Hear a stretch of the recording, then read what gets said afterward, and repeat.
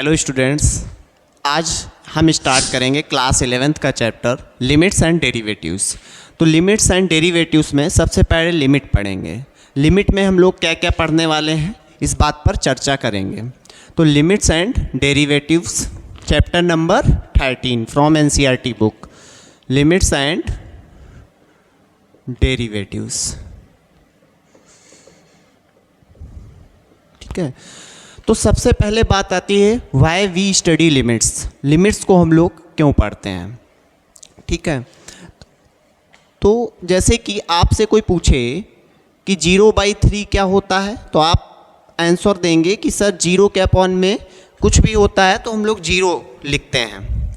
अगर आपसे पूछा जाए कि 3/0 क्या होता है, तो किसी भी नंबर के अपॉन में अगर 0 आता है तो आंसर क्या आता है, इन्फिनिटी आता है। अगर पूछा जाए 3/3 कितना होगा, तो आप कहेंगे सर सेम नंबर होता है तो कैंसिल आउट हो जाता है, आंसर क्या आता है 1। ठीक, लेकिन यहीं पे अगर पूछ दिया जाए कि 0/0 क्या होता है, व्हाट इज 0/0, तो आपके कई आंसर पॉसिबल हैं। पहला तो किसी भी नंबर के अपॉन में 0, आंसर क्या आता है, इन्फिनिटी। किसी भी न्यूमरेटर में अगर 0 हो जाए, अपॉन में कुछ भी हो, तो आंसर क्या आता है 0, और सेम नंबर है तो कैंसिल आउट करके 1, यानी तीन आंसर पॉसिबल हो गए। और मैथमेटिक्स में जब एक से ज़्यादा आंसर पॉसिबल हो जाते हैं तो वो इनवैलिड फॉर्म मानी जाती है। तो ये हमारी क्या हो गई, 0/0 क्या हो गई, इनवैलिड फॉर्म हो गई। और इनडिटरमिनेट फॉर्म भी बोलते हैं इसको, इनडिटरमिनेट फॉर्म। ठीक है, अब हम लोग इसमें कितनी इनडिटरमिनेट फॉर्म्स होती हैं। एक तो 0/0 इनडिटरमिनेट फॉर्म हमने दिखाया क्यों इनडिटरमिनेट फॉर्म है। ऐसे ही आपकी देयर आर 7 इनडिटरमिनेट फॉर्म्स होंगी। देयर आर, पॉइंट लिख लीजिएगा, देयर आर 7 इनडिटरमिनेट फॉर्म्स यानी इनवैलिड फॉर्म्स। 7 indeterminate forms. कौन कौन सी वो 7 फॉर्म्स होंगी। पहली होगी अभी बताया 0/0, second infinity infinity, third infinity minus infinity, fourth 0 into infinity, fifth 1 की पावर इन्फिनिटी, 0 की पावर 0, इन्फिनिटी की पावर 0। ये हमारी इनडिटरमिनेट फॉर्म्स हो गई। तो क्लास 11th में हम लोग ये 4 फॉर्म्स पढ़ेंगे और बाकी की 3 फॉर्म्स क्लास 12th में पढ़ेंगे। ठीक है, आपके सिलेबस में क्लास 11th में ये 4 फॉर्म्स हैं 11th, ये हम लोग 12th में डिस्कस करेंगे कॉन्टिन्यूटी एंड डिफरेंशिएबिलिटी में। अब बात आती है कि इन फॉर्म्स को जब 0/0 आ जाए तब हम लोग सॉल्व कैसे करें, लिमिट की वैल्यू कैसे हम लोग वैल्यू निकालें। मान लीजिए कोई फंक्शन है f(x) बराबर x - 1 अपॉन x² - 1। ठीक है, हम लोग इस पे x = 1 की वैल्यू अगर हम लोगों को निकालनी हो तो कैसे निकालेंगे। देखिए यहाँ पे x 1 रखिए तो 1 - 1 0, 1 - 1 0, 0/0 फॉर्म बन गई, यानी 3 आंसर पॉसिबल हो गए। तब हम लोग लिमिट का यूज़ करते हैं, यानी कि इनमें से कोई भी फॉर्म अगर हमको मिल जाती है तो हम लोग एग्जैक्टली 1 पे वैल्यू ना निकाल के हम लोग अप्रॉक्सीमेटली 1 के आसपास, यानी फ्रॉम लाइक 0.999 इस पे वैल्यू निकाल लेते हैं, या फिर 1.001। अब वैल्यू मान लीजिए ये हमारा 1 है, तो हम लोग लेफ़्ट से भी 1 के नज़दीक आ सकते हैं, राइट से भी, और लेफ़्ट से भी 1 के नज़दीक आ सकते हैं। लेफ़्ट से जाएंगे तो बहुत नज़दीक जाएंगे तो कौन सी वैल्यू 0.99999 मिल जाएगी। राइट से आएंगे तो 1.00001, 1 के जस्ट नज़दीक, ऐसी वैल्यू जो 1 जस्ट होने वाली ही हो। ठीक है, तो हम लोग क्या करते हैं यहाँ पे एग्जैक्टली 1 पे ना निकाल के हम लोग लिमिट का यूज़ कर लेते हैं। लिमिट का मतलब होता है जैसे x 1 पे निकालना है तो लिमिट अगर x 1 होता तो क्या होता, क्योंकि 1 पे तो इनवैलिड फॉर्म आ रही है हमारी, तो जस्ट 1 होता तो क्या होता। अगर हम लोग दोनों तरफ लिमिट 1 पे निकालें तो हम लोग लिमिट ले लेते हैं x टेंड्स टू 1, इसका मतलब x approaches to 1, x is not exactly 1, x just approaches to 1। अब 1 अप्रोच करेगा, लेफ्ट से भी कर सकता है, राइट से भी कर सकता है। 1 से थोड़ी वैल्यू कम भी ली जा सकती है, थोड़ी वैल्यू ज़्यादा भी ली जा सकती है, दोनों पास में होनी चाहिए। अब हम लोग लिमिट दोनों तरफ अगर लिमिट का यूज़ करें तो limit x tends to 1 x minus 1 upon x square minus 1। तो यहाँ पे देखिए इसको सॉल्व कर लेते हैं। Limit x tends to 1 x minus 1 upon x square x plus 1 और x माइनस 1, ये कट जाएगा तो आंसर क्या आ जाएगा 2 आ गया। ठीक है, अब यहाँ पे तो हो गया, आसानी से इसको हमने सॉल्व किया, ये हो गया। ठीक है, तो जहाँ पर भी 0/0 infinity by infinity, infinity minus infinity, 0 into infinity है, वहाँ लिमिट का हम लोग यूज़ करते हैं। ठीक है, अब इन फॉर्म्स को सॉल्व करने के लिए हम लोग एल हॉस्पिटल रूल पढ़ेंगे। अब एल हॉस्पिटल रूल क्या होता है, इस बात पर चर्चा करते हैं।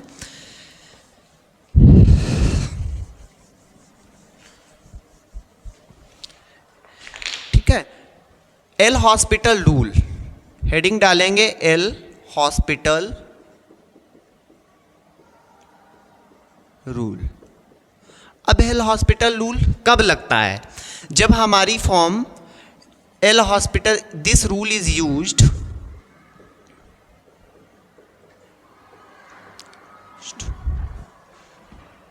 To evaluate the indeterminate forms.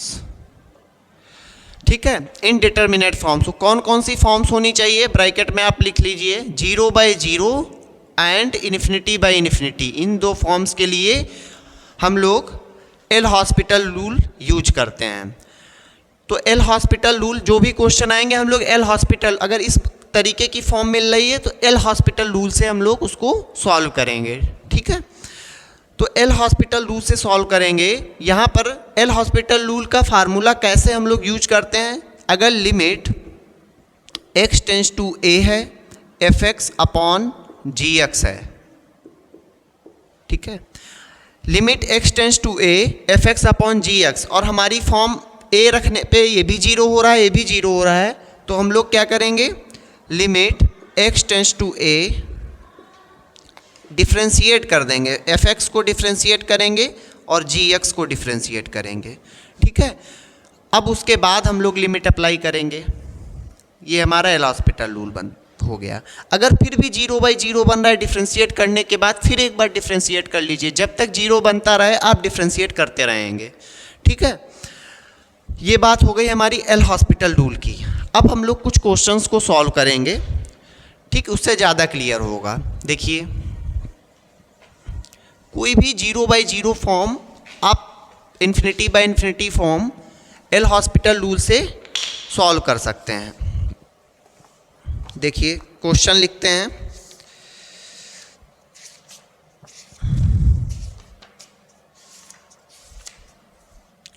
Question number NCERT exercise 13.1, जो सिंपल है, मैंने एक वीडियो ऑलरेडी डाली है, उस पर आप देख सकते हैं। 13.1 question number 10, limit z tends to 1 z की पावर 1/3 माइनस 1 अपॉन z की पावर 1/6 माइनस 1। ठीक, हम लोगों को कहाँ पे निकालना है, 1 पे वैल्यू निकालनी है। तो 1 पे वैल्यू अगर निकालें तो यहाँ पे 1 रखिए, 1 माइनस 1 0/0 फॉर्म बन रही है, यानी आप ब्रैकेट में लिख दीजिए हमारी 0/0 फॉर्म बन रही है, यानी हम लोग एल हॉस्पिटल रूल यूज कर सकते हैं।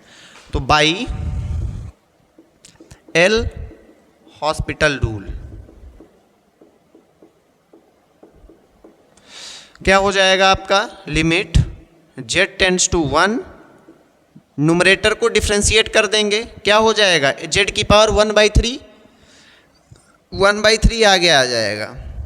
ठीक है, z की पावर 1/3 माइनस 1, और 1 का क्या होता है डिफ्रेंशिएशन, 0 अपॉन 1/6 जेड की पावर 1/6 माइनस 1, 1 का 0, 3 से इसको कट कर देंगे 2, ये 2 ऊपर चला जाएगा, तो limit z tends to 1 two z की पावर 1/3 माइनस 1, ये अब इसको सॉल्व कर लीजिए, 3 माइनस 2/3 अपॉन जेड की पावर माइनस 5/6।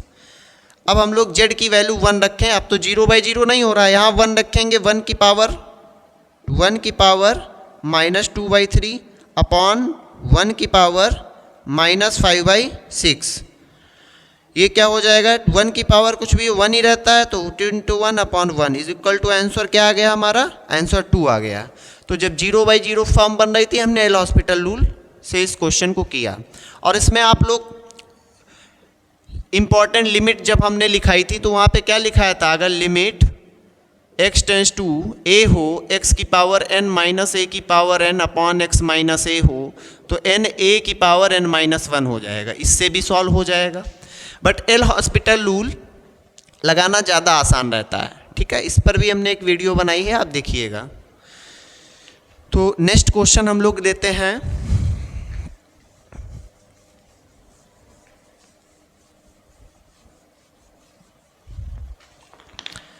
नेक्स्ट क्वेश्चन है क्वेश्चन नंबर 13।